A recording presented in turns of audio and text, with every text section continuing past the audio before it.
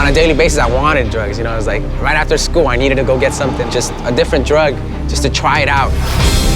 I started drinking at 15, and I never stopped. We got drunk, and we got high on drugs. Had hangovers the next day, we'd get up and do it again. I just thought ramming my car into the embankment on a freeway was going to be the best way to get out of where I brought myself.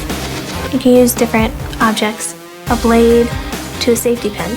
I would scratch at my skin over and over again. One day it just came to a point where I exploded. I knew I was breaking the law, and I knew that I was ruining other people's lives, but frankly, I didn't care. I just remember just like growing up going, you know, why is my life like this?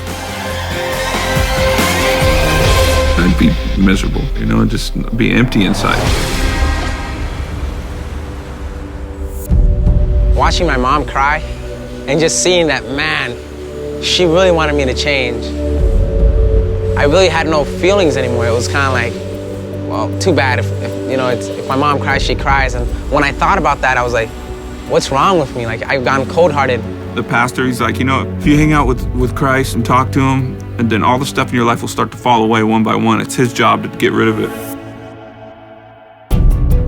I just said to myself, you know what? I'm tired of having last times, and I'm tired of feeling awful. I'm tired of being tired of myself. I didn't like myself, so I didn't want to like others. And I just thought, Lord, if there's any help.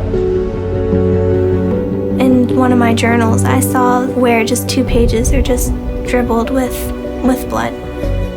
I don't know why I did it, but I'd cut more and more, and it just wasn't getting any better. You know, I didn't feel any better about myself. So that night I decided to pray, but I didn't know what to say. So I said, God, I don't know who you are, and I don't really know how to find you. But if you're God and you're there, maybe you can find me. And I said, Jesus, you know, if you're real, like this guy said, take these drugs from me.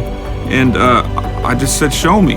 It was something that, to me, I believe happened when I sincerely gave my heart to the Lord. I was able to be real, to be genuine with him about the hurt I was dealing with. And I knew that Jesus was God, and I knew that he was the way, the truth, and the life. And I just had to choose to serve him. When we get that revelation and understand that Jesus died for our mistakes, man, we just were like, I'm saved, I'm rescued. I just told the Lord, I don't want me anymore. I need you, Lord. I want you to change me and make me new. When I came to Jesus, all I had to bring him was junk. I needed to ask for forgiveness.